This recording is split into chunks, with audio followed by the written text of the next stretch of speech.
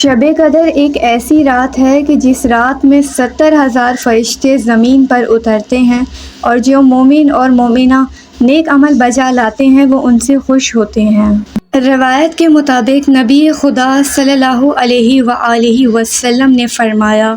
کہ رمضان کے مہینے میں جنت کو اول سے لے کر مہینے کے آخر تک سجایا جاتا ہے۔ جب رمضان کی پہلی رات ہوتی ہے تو عرش کے نیچے ایک ہوا چلتی ہے جسے مسیرہ کہا جاتا ہے۔ اس ہوا سے جنت کے پتے ہلنے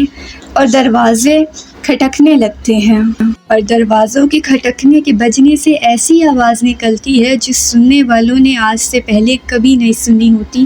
وہ کانوں کو ایسا سکون دیتی ہے۔ شب قدر وہ بابرکت اور پاکیزہ رات ہے کہ اس رات میں کیے گئے ہر عمل کے بدلے مومن کو اس کا دگنا ثواب دیا جاتا ہے۔ جب کوئی مومن اللہ کی بارگاہ میں اپنے ہاتھوں کو بلند کر کے فریاد کرتا ہے اور اپنی حاجت مانگتا ہے تو اللہ اس رات کی برکت کے وسیلے سے اس کی ہر حاجت کو پورا فرماتا ہے۔ جب رمضان کی پہلی رات آتی ہے تو اللہ تعالیٰ اپنے بندوں کے لیے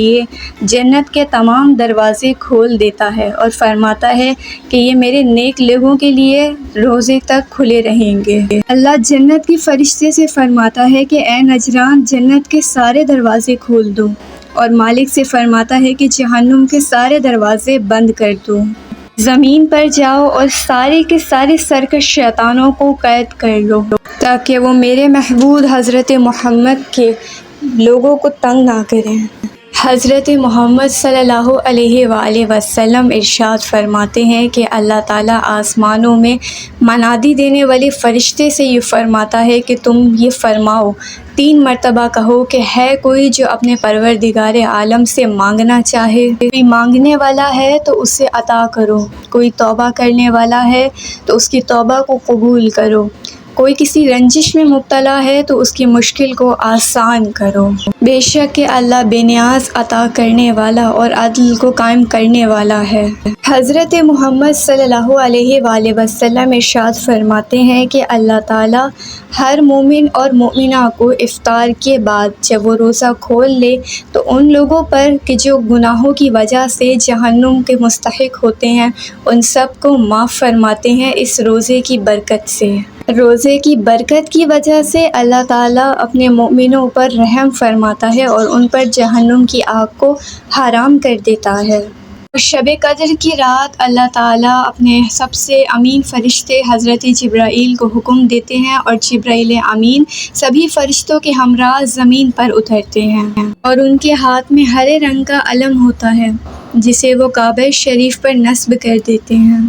جبرائیل امین اپنے دونوں بازو اس رات میں کھول دیتے ہیں، اور جب وہ کھولتے ہیں تو مشرق سے مغرب تک کھل جاتے ہیں۔ پھر جبرائیل امین سبھی فرشتوں سے فرماتے ہیں کہ دیکھو،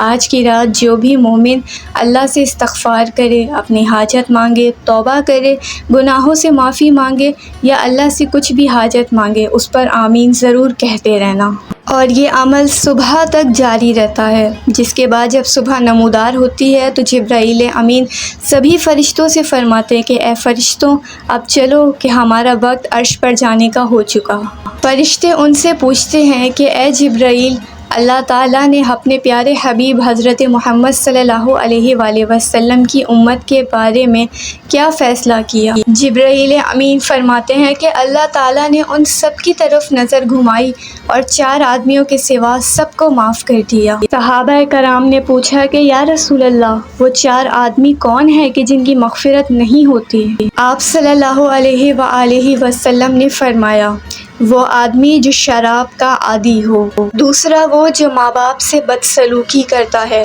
تیسرا وہ جو لوگوں میں حسن سلوک ختم کرتا ہے، اور چوتھا انسان وہ جو دوسروں سے حسد کرتا ہے اور آپس میں صلح رحمی کو ختم کر کے رشتوں کو توڑ ڈالتا ہے۔ نبی صلی اللہ علیہ وآلہ وسلم نے اپنی بات کو جاری رکھتے ہوئے فرمایا کہ اس رات جب عید کی رات آتی ہے تو اس دن کو